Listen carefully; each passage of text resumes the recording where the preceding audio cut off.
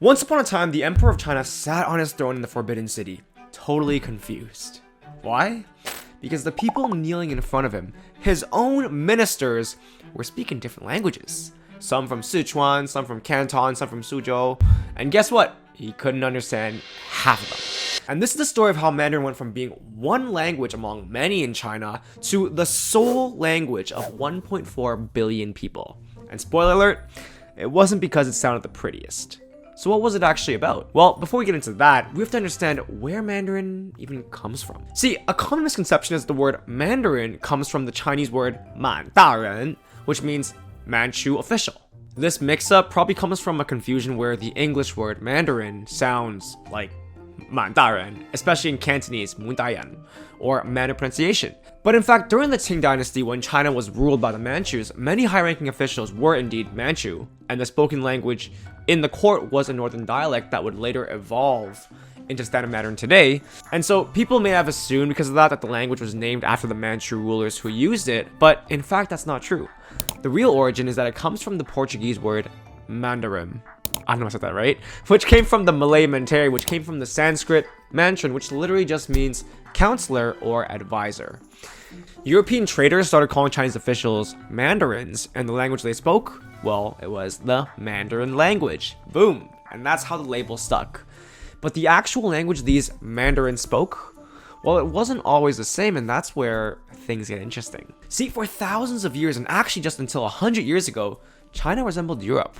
Every region had its own dialect or language. Some were so different it was like French and Spanish, even French and German. So how do you govern a place where nobody understands each other? Just imagine if Texas, New York, LA all spoke different languages, and when the government spoke, that was also a different language. The Yuan dynasty, which is the Mongol one, tried to create a standard pronunciation with this dictionary called Zhongyuan Yun, rhymes with the Central Plain. It's kind of like trying to make a TikTok trend go viral before TikTok even existed. Because did it work? Not really. Zhongyuan Yun only reflected the Central Plains pronunciation and ignored the huge variety of dialects across China. It was focused on poetry and rhyming and not everyday speech, so people didn't find it useful. Plus, the Yuan dynasty didn't have the means to enforce a standard language. No schools, no media, no national push, and by the time it was used, well, language was already evolving differently in other regions. In short, great idea, wrong time, no tools. Even during the Ming dynasty, officials would show up to the court and speak completely different dialects. It was like trying to run a government Zoom meeting with everyone using a different language setting. So creating a national standard language was a priority in pretty much every dynasty, but it just never got done. But during the Ming dynasty, here's where it started getting serious. The Ming dynasty was like, okay, we got a mess here. So they introduced something called Guanhua. But literally this was official speech. At first it was based on the Nanjing dialect because Nanjing was the capital. Think of Nanjing Guanhua as the first official attempt to unify speech for the government, kind of like a beta version of standard Mandarin. It wasn't perfect, in fact it wasn't adopted by anyone in the public, but it set the precedent. For example, the word for book in modern day Mandarin is shu. In Nanjing dialect it might have sounded as like su. The word for eat today is chi. At that time it was pronounced more like ci. Anyway, during this time, European missionaries like Matteo Ricci were in China learning Guanhua so they could, talk to people, and they started talking like crazy. And suddenly there was an international record by these European people of this official speech. And this added fuel to the fire that this was the real Chinese. And so the term Guanhua, or language of the officials, first appeared in Chinese sources in the mid-16th century, and later in that century, the Jesuit missionary Matteo Ricci, he actually said in his diary, besides the various dialects of the different provinces, or the province vernacular, so to speak, there's also a spoken language common to the whole empire known as Guanhua, an official language for civil and forensic use. He wrote, the Guanhua dialect is now in vogue amongst the cultured classes and is used between strangers and the inhabitants of the province they may visit. And so then the Qing dynasty rolls in, the capital moves to Beijing, and surprise, surprise, well, now the Beijing dialect becomes the new gold standard. Academies were open to teach the correct pronunciation, and they were like the Harvard of Mandarin, but for pronunciation, right? So it was restricted to the super elite, super nerdy, and it was kind of ineffective because of that.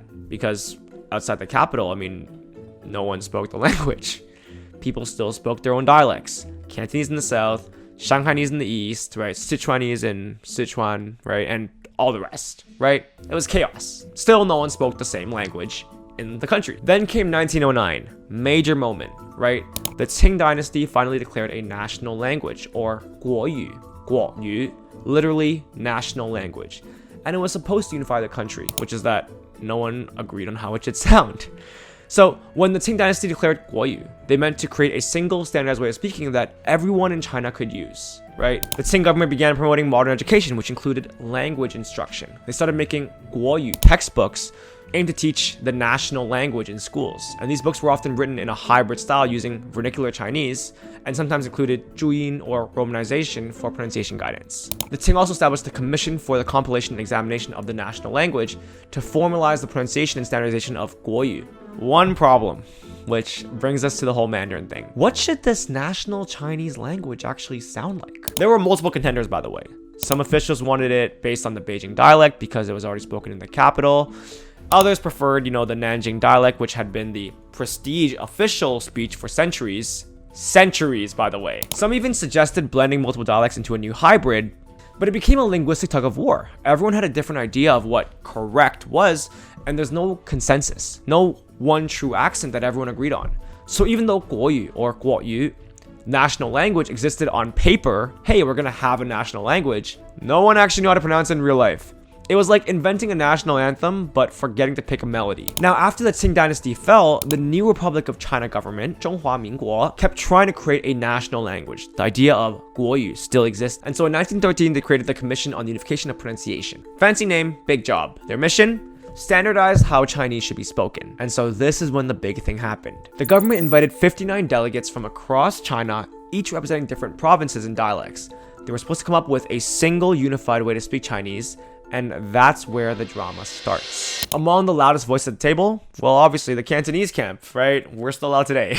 Cantonese speakers, who are still arguing to this day, argued that their dialect preserved more tones and was closer to classical Chinese pronunciation, basically saying, hey, we've got the most OG version of Chinese, we should be the standard. There's even a popular rumor in Cantonese communities saying that, oh, it was this crazy vote, and in the end, Cantonese lost by just one vote. One scumbag didn't pick Cantonese. And so that idea that Cantonese lost by just one vote, historians today say that's more folklore than actual facts. What actually happened was a lot more complicated. See, the commission wasn't trying to pick one dialect, but rather to construct a hybrid standard pronunciation, kind of like building your dream car using parts from 10 different models. The result was something called Old National Pronunciation, or 老国音, a blend of northern and southern features, though it leaned heavily on Beijing Mandarin. They invented a whole new phonetic system to go with it, Zhuyin or Bopomofo, which is, what you hear commonly in North America. And this is actually the phonetic alphabet still used in Taiwan today. Because as we know, after the Civil War in China, the Republic of China government went off to Taiwan. And obviously they brought in whatever they had at that time over to Taiwan. So no, Cantonese didn't lose by a single vote. But it was a serious contender in the Great Chinese Pronunciation Showdown. And that moment shows just how close China came to sounding very different. But despite all the efforts from all the unification groups, most people still stuck to their dialect. It's like they were like, hey everyone, we have a new language. But everyone's like, all right, cool. Screw you. I'm gonna speak my language. That's basically what it was like. We'll make another video on all this history and how they actually implemented it, but by the 1930s, China was a mess, right? Warlords in the north, Japanese invasion, Chinese Civil War. Really, who's got time to learn a new language? And so despite all the effort to establish everything, after 20 years, all the work on 国语 was starting to feel like a failure. But the thing is that one thing in common is that every single new leader that took place in China still believed in the idea of a common language. Right? They knew that without a unified language, there could never be a unified China. Not culturally, not politically, not economically. But seriously, it's like imagine America if every state spoke a different language. Like I said, right? How does commerce work? How does trade work? How do we understand President Trump's lovely interviews? Like if people couldn't talk to each other, how could they fight for the same future? And so when the People's Republic of China was founded in 1949, or the Chinese Communist Party, one of its biggest priorities was to eliminate illiteracy, especially in the countryside. We'll get deeper into this in another video, but Chinese literacy rate at the time when the Chinese Communist Party took over was less than 20%. But this massive push for sweeping away literacy was called 扫盲, literally like sweeping away illiteracy.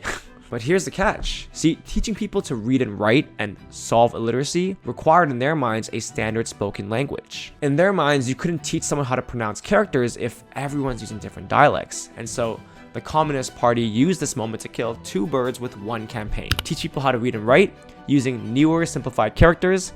Teach them how to say those characters using 普通话. What the hell's 普通话? No, it's not a new language. Thankfully, this government, they just said, all right, you know what? We had enough switching throughout history. Let's just continue the work that's already been done. And so they're like, let's take this Frankenstein language used by the previous government and just rename it from 国语 to 普通话. And so it's basically the same as 国语, just renamed. And some minor differences, but it's basically the same. Which, by the way, is why Taiwan and the mainland China can understand each other. Because when the Republic of China lost the Civil War and fled to Taiwan, they implemented the 国语 that they were already building there. Right? The logic was simple, right? If you're gonna mass educate a population, you need one clear standardized pronunciation. But in the mainland anyway, during these literacy campaigns, 普通话 or 国语 or Mandarin, whatever you want to call it, became the medium through which literacy was taught. They doubled down on promoting the common language, 普通话, literally 普通, common speech. And for the first time in China's long history, they actually stuck with it. They enforced the common language and raised literacy rates from 20% in the 50s to over 80% now. And then after just 50 years, for the first time in China's 1,000-year history, it had a common language. Government documents were all updated from 国语 to 普通话. The government went hard promoting 普通话in media campaigns to raise awareness of it. Schools across China were directed to teach Mandarin instead of any other language. And government and everyone adopted 普通话as the formal language. What's really fascinating about this is Mao Zedong didn't speak great 普通话himself, but he knew that what mattered was that the next generation could speak it, because the next generation was the one that was going to start that new China that all speaks the same language, which all led to the year 2000, when China enacted the law on the standard spoken and written language, which came into effect on January 1st, 2001, and this law legally established 普通话, standard Mandarin, and standard Chinese characters as the nation's official language and script. And guess what? It worked. Today, over 80% of Chinese people can speak Mandarin. Not always perfectly, but they can communicate. From Xinjiang to Shanghai, people can finally understand each other. Because at the end of the day, Mandarin didn't win because it was the most beautiful language. I don't think it is. It won because China needed one voice. And after centuries of chaos, reform, and resistance, the country finally got a language that could connect everyone. Not perfect, not pure, but it worked. And that's how one dialect became the voice of 1.4 billion people. Thanks for watching today's video. Click here if you're a Cantonese speaker who wants to learn Mandarin and also improve your Cantonese. And click here for a video that YouTube thinks you'll love. 周一金，再见。